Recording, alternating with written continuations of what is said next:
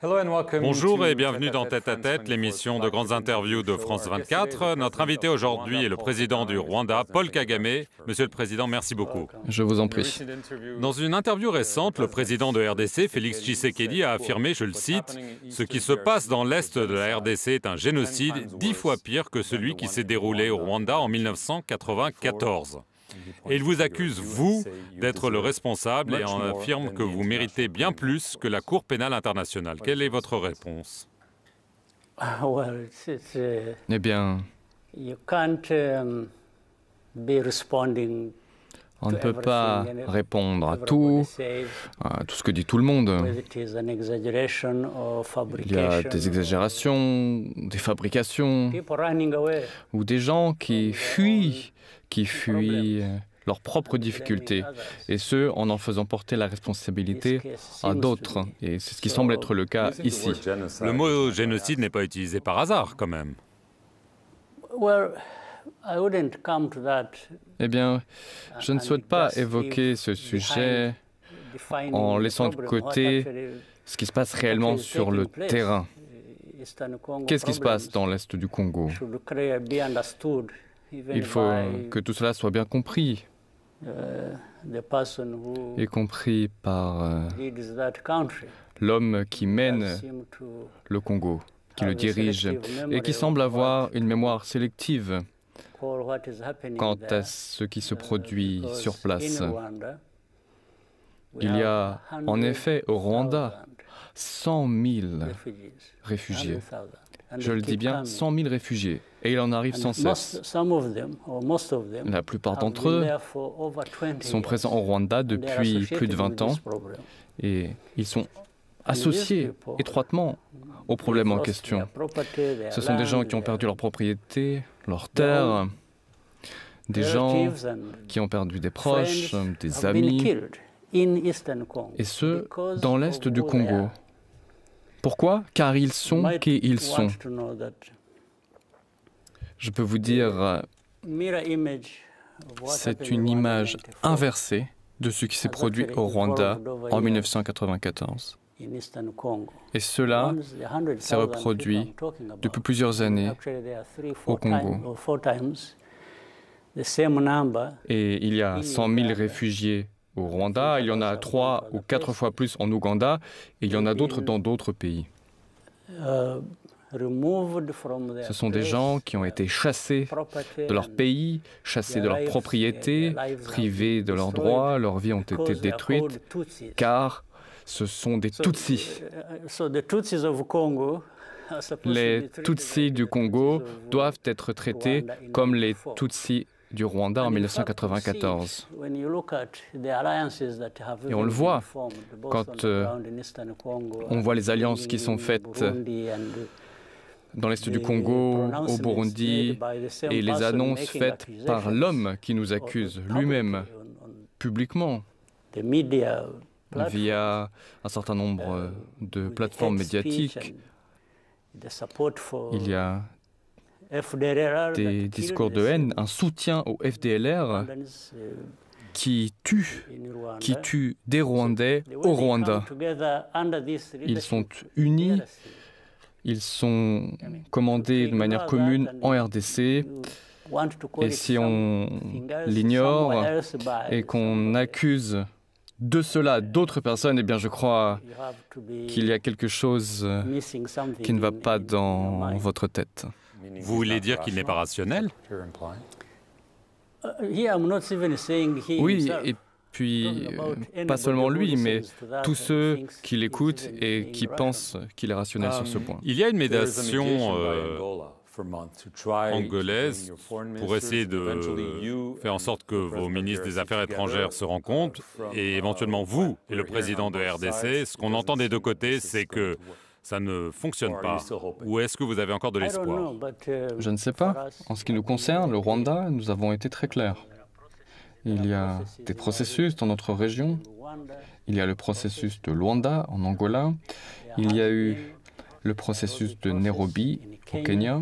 Il y a eu d'autres efforts entrepris pour tenter de résoudre cette crise. Mais rien ne marche, n'est-ce pas? Oui, mais encore une fois, en ce qui nous concerne, le Rwanda, nous avons toujours été présents, nous avons toujours contribué autant que nous le pouvions pour que tout cela fonctionne.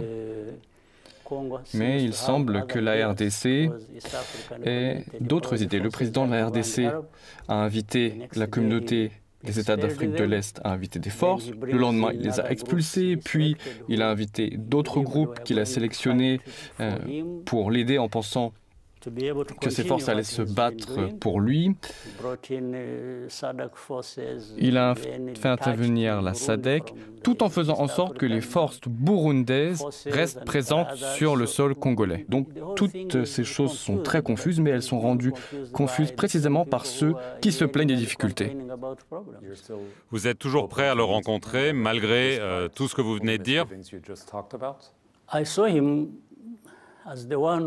Pour moi, c'est lui qui met des conditions. Moi, je n'ai jamais mis de conditions avant de le rencontrer.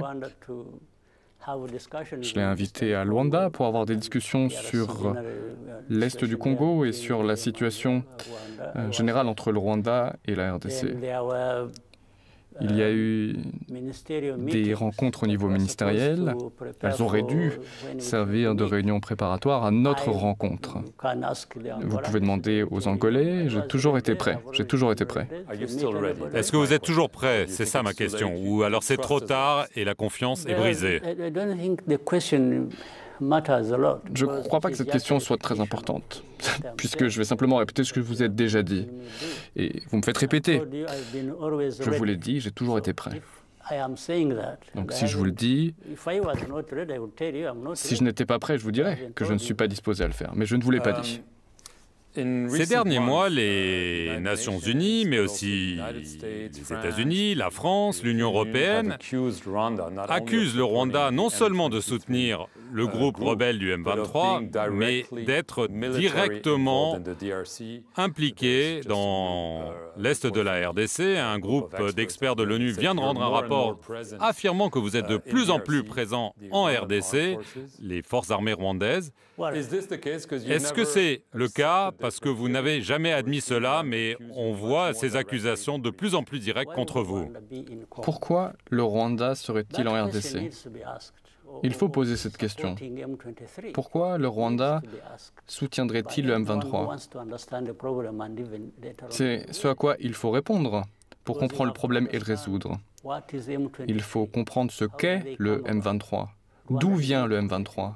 Le Rwanda n'a pas créé le M23. C'est ce que dit pourtant la communauté internationale. Créer le M23? Non, je ne crois pas avoir déjà entendu cela. Ils affirment que nous soutenons ce mouvement. Pour moi, la question, c'est de savoir pourquoi on soutiendrait une entité qui existe tout d'abord. Elle existe, c'est un fait. Quelle est déjà la raison de ce problème-là? La communauté internationale est là et sous prétexte qu'elle dit quelque chose, il ne faut pas l'accepter en l'espèce. Il faut s'en tenir aux faits et c'est ce que nous disons. Comment expliquer que nous ayons des réfugiés, 100 000, sur notre sol, des gens persécutés dans l'Est du Congo en raison de leur identité. Et maintenant, on veut en faire des citoyens rwandais alors qu'ils sont congolais et qu'il y a des accusations? Je vois ce que vous voulez dire, mais est-ce que vous pouvez répondre à la question? Est-ce que les forces militaires rwandaises sont présentes en RDC? Pouvez-vous répondre à ma question? Je ne suis pas obligé de répondre à vos questions si vous ne répondez pas aux miennes. Et c'est ce que je dis aux pays occidentaux et à tous ceux qui soulèvent ce problème en le sortant de son contexte. On ne peut pas prendre toute cette situation compliquée et la réduire à une accusation contre le Rwanda en disant qu'il est présent dans l'Est du Congo. Je le refuse. Parlons des causes sous-jacentes et qui forcent les uns et les autres à faire ce qu'ils ont à faire. Alors, je vais essayer de poser la question différemment. Est-ce que vous considérez que la situation dans l'Est de la RDC est une menace directe pour le Rwanda et que du coup, le Rwanda prendra toutes les mesures pour se défendre, y compris la présence militaire? Nous l'avons dit publiquement. Cela n'est pas un secret. C'est une menace dans la mesure où le Congo ignore les problèmes de ses citoyens. Il les prive de tous leurs droits, il les tue, il les persécute. Il y a des discours de haine, il y a une idéologie génocidaire à l'œuvre dans l'est du Congo. Et tout cela ne peut pas se produire par hasard. Il y a ces persécutions, car on appelle tel ou tel groupe Tutsis, on leur fait subir ce que les Rwandais ont subi en 1994. Il y a le soutien aux FDLR, qui sont des forces génocidaires qui sont présentes au Congo depuis plus de 30 ans. Que demande la communauté internationale? Quels sont les enjeux soulevés ici? Elle demande au gouvernement de régler le problème, de se distancer avec ce groupe. Qu'est-ce que c'est que ça? Faut-il les supplier de le faire? On supplie les Congolais de le faire? En d'autres mots, on dit aux Congolais, oui, vous pouvez vous attaquer à ce problème si vous le voulez, mais si vous ne le faites pas, on est tout de même à vos côtés. Est-ce qu'on en est là? Pour nous, la question qui se pose, c'est, la situation est-elle une menace pour nous? Absolument. Faut-il réagir d'une manière que nous pensons appropriée? Absolument. Est-ce que la guerre avec la RDC est une réelle possibilité? Vous avez fait référence aux questions soulevées par le président Tshisekedi.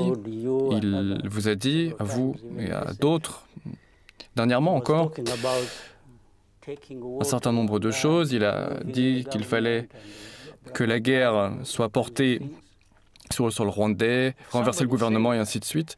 Si quelqu'un dit ça, dans une situation de cette nature, eh bien, d'un côté, on peut penser que cette personne est en train de bluffer ou qu'elle n'a rien d'autre à dire. Mais d'un autre côté, on regarde notre situation, de notre expérience, notre histoire. Rien n'est considéré comme acquis. Donc, vous êtes prêt à vous battre si nécessaire? Que ce soit la situation dans l'est du Congo, que ce soit tout ce qui peut déborder sur notre territoire ou quoi que ce soit d'autre, nous sommes prêts à nous battre. Nous sommes là où nous en sommes, car nous avons combattu pour nos droits et pour nos vies. Et cela ne fait aucun doute. Nous n'allons pas reculer, être dissuadés si quelqu'un nous menace. Cela n'est pas un secret. Nous sommes prêts à nous battre. Est-ce que vous craignez des sanctions occidentales en raison de la présence dénoncée de vos troupes en RDC? Je vais vous dire une bonne chose. Au regard de notre histoire, au regard de tout ce dont nous parlons, nous avons été façonnés par les difficultés, par les injustices, quel qu'en ait été l'auteur, et nous n'avons peur de rien. Les élections sont prévues le 15 juillet. Vous n'avez que 2 opposants, pas de vrais opposants. Selon beaucoup d'observateurs, affirment que ce sera très facile pour vous de gagner, trop facile, parce qu'il n'y a pas de vraie opposition, pas de vraie démocratie. Pourquoi est-ce que le Rwanda est toujours dans cette situation où il n'y a pas vraiment d'opposition? Est-ce que c'est à cause de vous? Il y a l'opposition qui existe, même si elle est limitée, même s'il y a peu d'opposants. J'ignore s'il y a un nombre minimal. Beaucoup ont été disqualifiés, vous le savez bien. Et il y a cette notion que c'est une élection totalement sous contrôle et pas une élection libre. Oui, mais ça, c'est seulement la moitié de l'histoire. Elles sont contrôlées ou pas, mais il faut comprendre le processus. Si vous voulez comprendre ce qui se passe au Rwanda, il faut comprendre le processus. Et notre processus n'est pas différent d'autres processus électoraux dans le monde. Mais tout de même, être élu avec 90-95% des suffrages comme c'est probable, est-ce que c'est vraiment sain pour le Rwanda? La situation et le contexte sont différents. Cela ne me gêne pas que quelqu'un soit élu avec 15%. Si Cela est acceptable dans tel ou tel contexte. Pourquoi donc être gêné par le fait que quelqu'un soit élu à 90% si cela correspond à ce contexte? Il s'agit, in fine, d'un contexte donné, et c'est le contexte qui définit la situation. Il y a eu une série de reportages par un consortium de médias appelé Rwanda Classified qui parle de la répression à l'intérieur et à l'extérieur du Rwanda contre ceux qui s'opposent à vous. On n'a pas le temps de rentrer dans tous les détails, mais je veux parler du journaliste d'investigation John Twali, qui est mort en janvier 2023, officiellement d'un accident de moto. Où? Au Rwanda? Au Rwanda, oui. Selon les enquêtes journalistiques, il y a des suspicions qu'il a été en fait éliminé en raison de son travail, de ses enquêtes et de son opposition. C'est juste un exemple de ces enquêtes qui disent que vous êtes derrière une machine répressive et une machine parfois qui tue. Ici, les gens n'essayent pas d'être justes ou corrects. Il n'y a même pas eu d'enquête sur ce que vous évoquez. En vérité, cela montre d'où les gens parlent. Il y a cette attitude d'arrogance, il y a cette attitude, au moment même où nous sommes en train de nous parler, des journalistes de ces pays-là s'en prennent à moi, m'insultent, me crachent au visage, pour ensuite être considérés comme des héros. Vous niez donc toutes ces allégations ? Répondez à ma question. Je ne suis pas là devant vous pour répondre à des allégations. Vous n'êtes pas le procureur et je ne suis pas l'accusé. Nous sommes en train de réfléchir. Nous sommes en train de réfléchir au journalisme, à la politique. Et tout cela doit être enraciné dans des faits, dans des preuves. Paul Kagame, merci beaucoup d'avoir répondu aux questions de France 24 et merci à vous d'avoir regardé cette émission sur nos antennes.